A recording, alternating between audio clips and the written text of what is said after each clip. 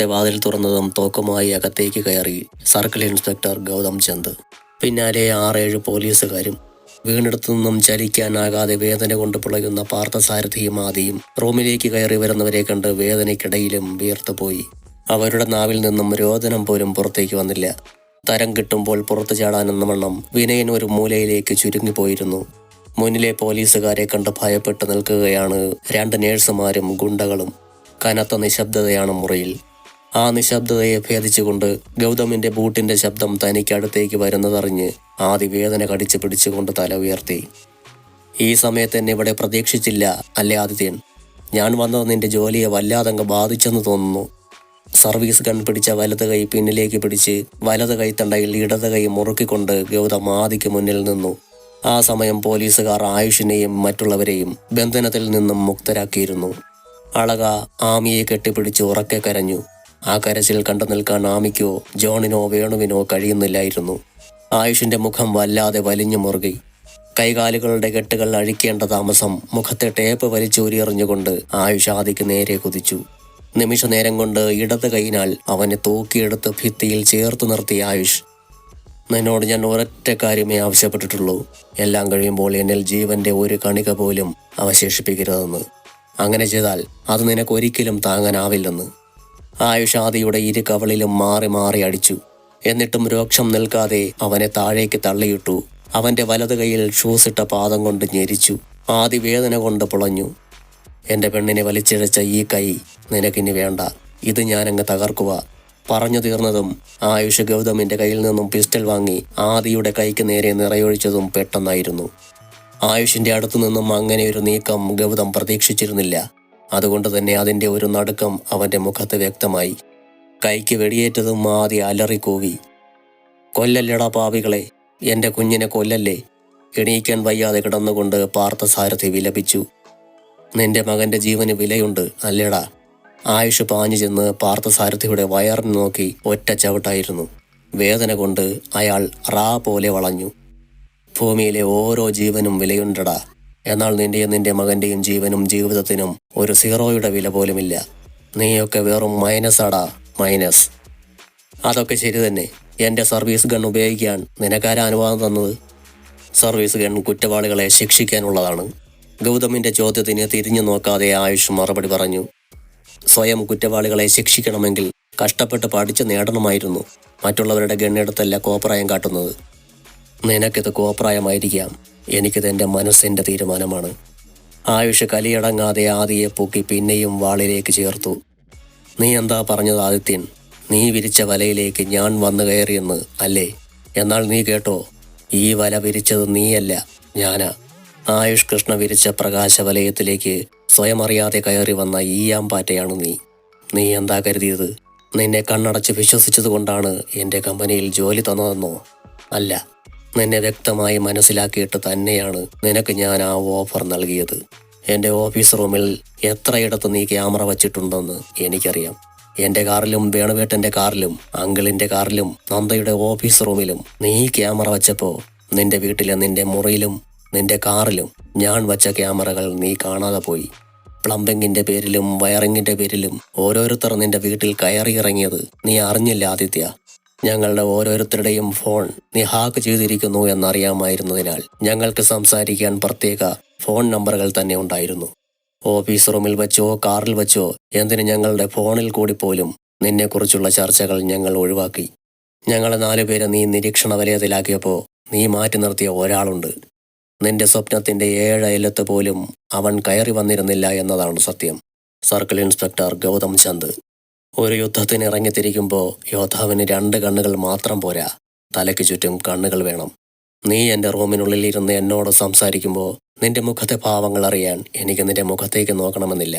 എൻ്റെ ഓഫീസ് റൂമിൽ സ്ഥാപിച്ച ക്യാമറയിലൂടെ നിന്റെ മുഖത്ത് മിന്നിമറയുന്ന ഭാവങ്ങൾ ഓരോന്നും അകലെ തൻ്റെ ഓഫീസിൽ റൂമിൽ ഇരുന്നു കൊണ്ട് ഗൗതം അളന്നെടുക്കുന്നുണ്ടായിരുന്നു എന്ന സത്യം നീ അറിയാതെ പോയല്ലോ.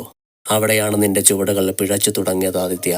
നിന്റെ ക്യാമറ ഇല്ലാത്ത ഭാഗത്തേക്ക് തിരിച്ചാണ് എൻ്റെ ലാപ്ടോപ്പ് സെറ്റ് ചെയ്തതെന്ന വസ്തുത നീ മനസ്സിലാക്കാതിരുന്നതെന്താ? കവിളിൽ കുത്തിപ്പിടിച്ച് ചോദിക്കുമ്പോൾ എല്ലാ വേദനയും കൂടി ആദിത്യന് ശിരസിലേക്ക് കയറി തുടങ്ങിയിരുന്നു. അവനിൽ നിന്നും വേദന കൊണ്ടുള്ള ഒരു ഞരക്കം മാത്രമേ പുറത്തേക്ക് വന്നുള്ളൂ. കമ്പനിയുടെ പണം എങ്ങോട്ട് മറിഞ്ഞെന്നാ നീ പറഞ്ഞത്? നിന്റെ തന്നെ ബിനാമിയുടെ പേരിലേക്കല്ലേ? ആ ബിനാമിയെ നിനക്ക് ഒപ്പിച്ചു തന്നതാരാ? എൻ്റെ എറണാകുളത്തെ കമ്പനി മാനേജർ സുശീൽ. സുശീൽ നിന്റെ ആളാണെന്ന് കരുതിയോ നീ? നീ പണമെറിഞ്ഞ് വരുതിയിലാക്കിയതാണ് സുശീലിനെ എന്ന് കരുതിയെങ്കിൽ നിനക്ക് തെറ്റി. നീ അവനെ നോട്ടമിട്ടെന്ന് മനസ്സിലാക്കിയ ആ നിമിഷം ഞാൻ സുശീലിനെ അഭിനയിക്കാൻ പഠിപ്പിച്ചു കഴിഞ്ഞിരുന്നു. നീ കരുതിയത് ലക്ഷങ്ങളുടെ ഓഫറിൽ അടിപതറി വീണതാണ് അവൻ എന്നല്ലേ? അവൻ അതിന് തയ്യാറായില്ലെങ്കിൽ നീ മറ്റൊരാളെ കണ്ടെത്തുമെന്ന് എനിക്കറിയാം. അതുകൊണ്ട് തന്നെയാണ് ഞാൻ സുശീലിനെ ഇതിനായി നിയോഗിച്ചത്. അതിന് ഞാൻ അവന് കൊടുക്കുന്ന പാരിതോഷികം നീ ഓഫർ ചെയ്തതിനേക്കാൾ വലുതാണ് ആദിത്യ. എൻ്റെ പണം എങ്ങോട്ടും പോയിട്ടില്ല.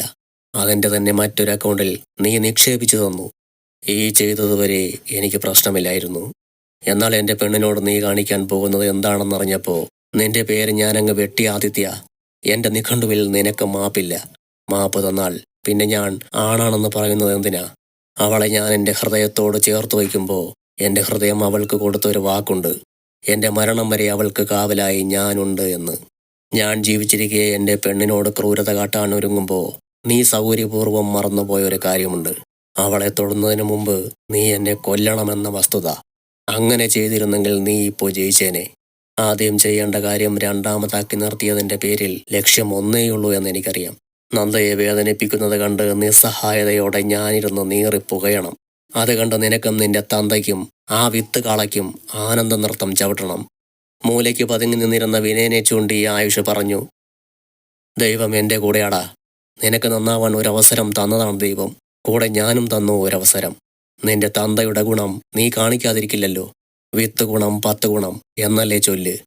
അതും പറഞ്ഞുകൊണ്ട് ദേഷ്യത്തോടെ ആദിയെ താഴേക്കിട്ടുകൊണ്ട് ആഞ്ഞു ചവിട്ടിയ ആയുഷ് ജോൺ പാർത്ഥസാരഥിയുടെ അരികിലെത്തി അയാളുടെ വെടിയുണ്ട കയറിയ കാലിൽ ഒന്ന് അമർത്തി ചവിട്ടി.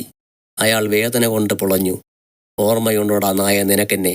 2 ആടുകളെ തമ്മിലടുപ്പിച്ച് ഇടയ്ക്ക് നിന്ന് രക്തം കുടിക്കുന്ന ചെന്നായയ്ക്ക് സമമാണ് നീ. എൻ്റെയും മാമിയുടെയും ജീവിതത്തിൽ സംഭവിച്ചതിനൊക്കെ ദത്തൻ ഒരു നിമിത്തമായി എങ്കിൽ ആ ദത്തനെ കൊണ്ട് എല്ലാം ചെയ്യിപ്പിച്ചത് നീയാണെന്ന് എനിക്കറിയാമായിരുന്നു. ഞങ്ങളെ വച്ച് കളിച്ചത് പോരാഞ്ഞിട്ട് എൻ്റെ കുഞ്ഞിനെ വച്ച് കളിക്കാനും നീ വളർന്നില്ലേ? കലിയടങ്ങാതെ ജോൺ പാർത്ഥസാരഥിയെ പിന്നെയും പിന്നെയും ചവിട്ടി ഉരുട്ടി. ആയുഷ് ആദിയെ വിട്ട് വിനയന് നേർക്ക് തിരിഞ്ഞു. തൻ്റെ നേർക്ക് നടന്നെടുക്കുന്ന ആയുഷിനെ ഒരു വിറയലോടെയാണ് വിനയൻ നോക്കി നിന്നത്. അയാളെ വലിച്ചൊന്ന് വട്ടം കറക്കുമ്പോൾ വിനയൻ്റെ കയ്യിലെ വിറയൽ ആയുഷ് തൊട്ടറിഞ്ഞു. നിന്റെ ചേട്ടനെ കൊല്ലുന്ന നേരത്ത് നിന്റെ കൈകളിങ്ങനെ വിറച്ചിരുന്നോടാ പട്ടി. നന്ദി കെട്ട മൃഗമേ, നീയൊക്കെ ജീവിക്കുന്നതിനേക്കാൾ നല്ലത് പുഴുത്ത് ചാവുന്നതാ. അതും പറഞ്ഞുകൊണ്ട് ആയുഷ് വിനയനെ തൂക്കി ഒരേറായിരുന്നു. നേരെ വാളിൽ ചെന്നിടിച്ച് തറയിലൂടെ ഉരുണ്ടുപോയി വിനയൻ. വീണ്ടും അവന് നേർക്ക് ഓടാൻ തുടങ്ങിയ ആയുഷിനെ വട്ടം പിടിച്ചു നിർത്തി ഗൗതം. നിന്റെ രോക്ഷമടങ്ങാൻ ഇത്രയും മതി. ഇനി ഇവരുടെ കാര്യങ്ങൾ ഞങ്ങൾ പോലീസുകാർ തീരുമാനിക്കും. നടക്കില്ല ഗൗതം. നിയമത്തിൻ്റെ കൈകളിലേക്ക് ഇവരെ ഞാൻ വിട്ടുതരില്ല.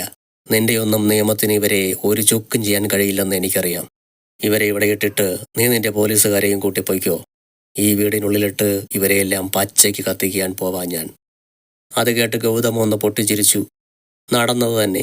ഈ ഗൗതം ചന്ദ് പന പോലെ ഇങ്ങനെ നിൽക്കുമ്പോൾ നിന്റെ ഈ മോഹം വ്യാമോഹം മാത്രമാണ് മോനെ ആയുഷേ. 2 കൈകളും എളിയിൽ കുത്തി ആയുഷ് ഗൗതമിനെ തുറച്ചു നോക്കി. അവനെ, ആദിത്യനെ എങ്കിലും ഞാൻ തീർക്കും. അല്ലെങ്കിൽ എൻ്റെ ജീവിതത്തിന് അർത്ഥമില്ലാതാകും. ആയുഷ് ഗൗതമിൻ്റെ കയ്യിൽ നിന്നും പിസ്റ്റൾ തട്ടിപ്പറിച്ചതും ഗൗതം ആയുഷിനെ വട്ടം പിടിച്ചതും ഒരുമിച്ചായിരുന്നു. ആയുഷിനെ ഒതുക്കാൻ ഗൗതമിനെ കൊണ്ട് കഴിയുന്നില്ലെന്ന ഘട്ടം വന്നപ്പോൾ വേണുവും അവർക്ക് അരികിലേക്കെത്തി. അച്ചു, അവർക്ക് വേണ്ടതൊക്കെ നീ കൊടുത്തില്ലേ? അത് മതിയടാ. അവരെ കൊന്ന് നീ ജയിലിൽ പോയാൽ അല്ലിക്കും നിങ്ങൾക്ക് പിറക്കുന്ന കുഞ്ഞുങ്ങൾക്കും പിന്നെ ആരുണ്ടടാ തുണ? മതി മോനെ, അവർക്കുള്ള ശിക്ഷ കോടതി കൊടുക്കും. കൊടുത്തില്ലെങ്കിൽ അന്നേരം നമുക്ക് ആലോചിക്കാം. വേണുവിൻ്റെ വാക്കുകൾക്ക് മുൻപിൽ ഒരു നിമിഷം ആയുഷ് ഒതുങ്ങി നിന്നു. പക്ഷേ അവന് മനസ്സിൻ്റെ കലി അടങ്ങുന്നുണ്ടായിരുന്നില്ല. വേണുവിനെ കെട്ടിപ്പിടിച്ചുകൊണ്ട് അവൻ ഉറക്കെ ഓലിയിട്ടു. എന്നിട്ടും കലിയടങ്ങാതെ അടുത്തുള്ള ചുവരിലേക്ക് മുഷ്ടി ചുരുട്ടി ഇടിച്ചു. ഈ സമയം പോലീസുകാർ ആദിയെയും പാർത്ഥസാരഥിയെയും വിനയനെയും വിലങ്ങുവച്ച് പുറത്തേക്ക് കൊണ്ടുപോയിരുന്നു. കൂടെ നഴ്സുമാരെയും ഗുണ്ടകളെയും. പാർത്ഥസാരഥിയെയും ആദിത്യനെയും ഹോസ്പിറ്റലിലേക്കാണ് കൊണ്ടുപോയത്. ആമിയെ കെട്ടിപ്പിടിച്ചു നിന്ന അളകയ്ക്ക് കുറച്ചുനേരമായി വയറ്റിനുള്ളിൽ അസ്വസ്ഥത തുടങ്ങിയിട്ട്. നിമിഷങ്ങൾ കഴിയുന്തോറും ആ അസ്വസ്ഥത വേദനയായി പരിണമിച്ചുകൊണ്ടിരുന്നു. അമ്മേ, എനിക്ക് വയ്യമ്മേ. എൻ്റെ വയറിനുള്ളിൽ വല്ലാത്തൊരു വേദന. അത് കേട്ടതും ആമിയുടെ ഉടൽ ഒന്ന് വിറച്ചു. അടുത്ത നിമിഷം അളക വേദന കൊണ്ട് പൊളഞ്ഞു. അമ്മേ, എനിക്ക് സഹിക്കാൻ പറ്റുന്നില്ലല്ലോ. അവൾ വലിയ വായിൽ നിലവിളിച്ചു. അച്ചു, ഇച്ചായ, വേണു, എൻ്റെ കുഞ്ഞിനെ വേഗം ഹോസ്പിറ്റലിൽ കൊണ്ടുപോ. അവർ ഇഞ്ചക്ഷൻ ചെയ്തത് എന്ത് മരുന്നാണോ ദൈവമേ. ആയുഷും വേണുവും ജോണും ഒരുമിച്ചാണ് അളകയുടെ അരികിലേക്ക് ഓടിയെത്തിയത്. അടുത്ത നിമിഷം അളക ബോധശൂന്യയായി ആയുഷിൻ്റെ കൈകളിലേക്ക് കുഴഞ്ഞു വീണു. എറണാകുളത്തെ സിറ്റി ഹോസ്പിറ്റലിലേക്കാണ് അളകയെ കൊണ്ടുപോയത്. ഹോസ്പിറ്റലിൽ എത്തുന്നതിന് മുൻപ് തന്നെ ആയുഷ് ഡോക്ടർ എലിസബത്തിനെ വിളിച്ച് കാര്യങ്ങളെല്ലാം പറഞ്ഞിരുന്നു. എലിസബത്തിന്റെ നിർദ്ദേശപ്രകാരം ഡോക്ടർ ക്ലാരയാണ് അളകയെ കൺസൾട്ട് ചെയ്തത്. ക്ലാരയും എലിസബത്തും PGക്ക് ഒരുമിച്ചായിരുന്നു. പോലീസ് ഒന്ന് കുടഞ്ഞതോടെ അളകയുടെ ശരീരത്തിൽ കുത്തിവെച്ച മരുന്ന് എന്താണെന്ന് നഴ്സുമാർ ഗൗതമിനോട് തുറന്നു പറഞ്ഞു. വേദന വരുത്താനുള്ള മരുന്നായിരുന്നുവത്രേ അത്. വേദന വരുത്തി പ്രസവിപ്പിക്കുക, അതുവഴി കുഞ്ഞുങ്ങളുടെ ജീവന് ഭീഷണി ഉണ്ടാക്കുക. അതെല്ലാം കണ്ടുരുകുന്ന ആയുഷിനെ കണ്ട് മതിമറന്ന് ചിരിക്കുക, ഇതായിരുന്നു അവരുടെ ഉദ്ദേശം. കുട്ടികളുടെ കിടപ്പ് ശരിയല്ലാത്തതിനാൽ നോർമൽ ഡെലിവറി നടക്കില്ല എന്ന് എലിസബത്ത് ക്ലാരയോട് പറഞ്ഞു. അതുമാത്രമല്ല, അളകയുടെ ഫയൽ PDF ആക്കി ക്ലാരയ്ക്ക് അയച്ചു കൊടുക്കുകയും ചെയ്തു. ഓപ്പറേഷൻ തിയേറ്ററിന് മുൻപിൽ എല്ലാവരുമുണ്ട്. Ayush, Venu, John, Amy, Sam, Julie, Emmanuel, Elsie, പിന്നെ ഇന്ദിരയും പൂജയും. ആയുഷ് കുറച്ച് ഇരിക്കും, പിന്നെ നടക്കും, പിന്നെയും ഇരിക്കും, അപ്പോൾ തന്നെ എഴുന്നേറ്റ് നടക്കും. മൂടിന് തീപിടിച്ച പോലത്തെ അവസ്ഥയാണ് ഇപ്പോൾ അവന്. അടഞ്ഞുകിടക്കുന്ന ഓപ്പറേഷൻ തിയേറ്ററിന്റെ വാതിലിലേക്ക് അവനൊന്ന് നോക്കി നിന്നു. അതിനുള്ളിൽ കിടക്കുന്നത് തൻ്റെ പ്രാണനാണ്. അവളുടെ ഇപ്പോഴത്തെ അവസ്ഥയെക്കുറിച്ച് അറിയാൻ അവൻ അതിയായ ആഗ്രഹമുണ്ടായിരുന്നു. അവൾക്കോ കുഞ്ഞുങ്ങൾക്കോ ഒരാപത്തും വരാതിരിക്കാൻ വേണ്ടി അറിയുന്ന ദൈവങ്ങളുടെ എല്ലാം മുന്നിൽ സാഷ്ടാംഗം പ്രണമിച്ചുകൊണ്ടിരുന്നു. ഇതിനെല്ലാം കാരണക്കാരനായവന് അർഹിക്കുന്ന ശിക്ഷ കൊടുത്തിരിക്കുമെന്ന് ആ നിമിഷം ആയുഷ് മനസ്സിൽ ദൃഢപ്രതിജ്ഞയെടുത്തു. ആമി ജോണിന്റെ തോളിലേക്ക് ചാരി തളർന്നിരിക്കുകയാണ്. ആയുഷിന്റെ മിഴികൾ ഒരു വേള അവരിൽ ചെന്നു നിന്നു. നഷ്ടപ്പെട്ടു പോയ മകളെ തിരിച്ചു കിട്ടിയ അമ്മ മരിച്ചെന്ന് കരുതി 23 വർഷം ജീവിച്ചു. തിരിച്ചു കിട്ടി സ്നേഹിച്ചു തുടങ്ങിയതേയുള്ളൂ. അതിനിടയിലാണ് ഇത്രയും വലിയ വേദന. ജോണിന്റെ മുഖത്തും തിങ്ങി നിറയുന്ന സങ്കടം അവന് കാണാൻ കഴിയുന്നുണ്ടായിരുന്നു. കാരണം ഒരച്ഛൻ്റെ വേദന മനസ്സിലാക്കാൻ ആയുഷ് ഇന്ന് പ്രാപ്തനാണ്. ഓപ്പറേഷൻ തിയേറ്ററിനുള്ളിൽ തന്നെ അച്ഛൻ്റെ വേഷമണിയിക്കാനുള്ള 2 പേർ പുറത്തേക്ക് വരാനുള്ള തയ്യാറെടുപ്പിലാണ്. പെട്ടെന്നാണ് തിരക്കിട്ട് ഓപ്പറേഷൻ തിയേറ്ററിനടുത്തേക്ക് വരുന്ന എലിസബത്തിനെ ആയുഷ് കാണുന്നത്. അവൾ ആയുഷിൻ്റെ അടുത്ത് വന്നതും അവൻ അവളുടെ കൈത്തണ്ടയിൽ മുറുകെ പിടിച്ചു. ആ സമയത്ത് അവൻ്റെ ഉള്ളിലെ മാനസിക പിരിമുറുക്കം എത്രയെന്ന് ആ പിടുത്തത്തിൽ നിന്നും അവൾക്ക് മനസ്സിലായിരുന്നു. ഒന്നും സംഭവിക്കില്ല, ധൈര്യമായിരിക്കൂ ലിസ. മാസം തികഞ്ഞിട്ടില്ലല്ലോ. എൻ്റെ കുഞ്ഞുങ്ങൾക്ക് എന്തെങ്കിലും. ഒരച്ഛൻ്റെ നെഞ്ചിലെ നീറ്റൽ, അതാണ് ആ വാക്കുകളെന്ന് ലിസയ്ക്ക് ബോധ്യപ്പെട്ടു. 8 മാസം തികഞ്ഞല്ലോ ആയുഷ്. 8 തികയാൻ വേണ്ടിയല്ലേ നമ്മൾ വെയിറ്റ് ചെയ്തത്. മാസക്കുറവുണ്ട്, ഇല്ലെന്ന് ഞാൻ പറയുന്നില്ല. ദിവസക്കുറവുള്ള കുട്ടികളെ സംരക്ഷിക്കാനുള്ള സജ്ജീകരണങ്ങളെല്ലാം ഇന്ന് ഹോസ്പിറ്റലുകളിൽ ലഭ്യമാണ്. അതുകൊണ്ട് നീ ഒട്ടും വിഷമിക്കേണ്ട. ഡോക്ടർ ക്ലാരയെ ഞാൻ വിളിച്ചിരുന്നു. ഓപ്പറേഷൻ തുടങ്ങാൻ പോവുകയാണെന്ന് പറഞ്ഞു. നീ ധൈര്യമായിട്ടിരിക്കുക, ഞാൻ അങ്ങോട്ട് ചെല്ലട്ടെ. ആയുഷിൻ്റെ പുറത്തുനിന്ന് തട്ടിക്കൊണ്ട് ഡോക്ടർ എലിസബത്ത് ഡോർ തുറന്ന് അകത്തേക്ക് കയറിപ്പോയി. സെക്കൻഡുകളും മിനിറ്റുകളും മണിക്കൂറുകളായി പരിണമിച്ചു. സമയം ഇഴഞ്ഞിഴഞ്ഞു നീങ്ങുന്നത് പോലെയാണ് ആയുഷിന് അനുഭവപ്പെട്ടത്. ജീവിതത്തിൽ ഇത്രയും ടെൻഷനടുപ്പിച്ച ഒരവസ്ഥയിലൂടെ ആയുഷ് ഇതുവരെ കടന്നു പോയിട്ടില്ല. അവിടെ ഇരിക്കുന്ന മറ്റുള്ളവരുടെയും അവസ്ഥകൾ മറിച്ചായിരുന്നില്ല. എല്ലാവരുടെയും മിഴികൾ അടഞ്ഞുകിടക്കുന്ന വാതിലിലേക്ക് തന്നെ. അത് തുറക്കുന്നതും കാത്തിരിക്കുകയാണ് ഓരോ മനസ്സും. ഒടുവിൽ കാത്തിരിപ്പിന് വിരാമമെന്നോണം വാതിൽ തുറന്നൊരു മാലാഖ വെള്ളത്തുണിയിൽ പൊതിഞ്ഞൊരു കുഞ്ഞിനെയും കൊണ്ട് പുറത്തേക്ക് വന്നു. അളകരെന്താ? ഒരുമിച്ചായിരുന്നു ഓരോരുത്തരും ആ നേഴ്സിനടുത്തേക്ക് പാഞ്ഞത്. ഓപ്പറേഷൻ കഴിഞ്ഞു, പെൺകുഞ്ഞ. ആയുഷ് നീട്ടിയ കൈകളിലേക്ക് അവർ കുഞ്ഞിനെ വെച്ച് കൊടുക്കുമ്പോൾ കയ്യിലിരിക്കുന്ന കുഞ്ഞിനെ നോക്കാതെ അവൻ ചോദ്യഭാവത്തിൽ നഴ്സിനെ നോക്കി. ഒരു കുഞ്ഞുകൂടി. അവൻ്റെ മിഴികൾ ഡോറിനപ്പുറത്തേക്ക് നീണ്ടു. 2 കുഞ്ഞുങ്ങളാണ്, 2 പെൺകുഞ്ഞുങ്ങൾ. ആ കുഞ്ഞിന് ചെറിയൊരു ബ്രീത്തിങ് പ്രോബ്ലം ഉണ്ട്. പെട്ടെന്ന് തന്നെ ICUയിലേക്ക് മാറ്റി. ഈ കുഞ്ഞിന് അധികം പ്രോബ്ലം ഇല്ലാത്തത് കൊണ്ടാണ് നിങ്ങൾക്ക് കാണിച്ചു തരാനായി കൊണ്ടുവന്നത്. ദിവസക്കുറവുള്ളതിനാൽ ചൂടിനുള്ളിൽ കിടത്തുക തന്നെ വേണം. അതുകൊണ്ട് എല്ലാവരും പെട്ടെന്ന് കണ്ടിട്ട് കുഞ്ഞിനെ തിരികെ തരൂ. ആയുഷിൻ്റെ കണ്ണുകൾ നിറഞ്ഞു വന്നു. അവൻ ആ കുഞ്ഞിൻ്റെ വെളുത്തു ചുവന്ന കവിളിലേക്ക് തൻ്റെ കവിളുകൾ ചേർത്ത് വെച്ചു. അതിനുശേഷം കുഞ്ഞിനെ ആമിയുടെ കയ്യിലേക്ക് വെച്ചു കൊടുത്തു. സിസ്റ്റർ നന്ദ. അവൻ്റെ ഉള്ളിലെ ടെൻഷനെല്ലാം ആ ഒരു ചോദ്യത്തിൽ നിറഞ്ഞു നിന്നിരുന്നു. She's okay. 1 മണിക്കൂർ കഴിഞ്ഞാൽ ICUയിലേക്ക് മാറ്റും. അപ്പോൾ കൂടെ ഒരാൾക്ക് നിൽക്കാം. എല്ലാവരും കണ്ടെങ്കിൽ കുഞ്ഞിനെ തിരികെ തരൂ. കുഞ്ഞിനെ എല്ലാവരും കണ്ടെങ്കിലും ആരുടെയും മുഖത്ത് അത്ര സന്തോഷമൊന്നുമില്ലായിരുന്നു.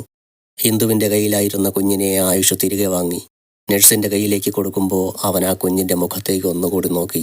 ആ സമയം കുഞ്ഞു കണ്ണുകൾ തുറന്നു പിടിച്ച് അവനെ തന്നെ നോക്കിക്കിടക്കുകയാണ് കുഞ്ഞ്.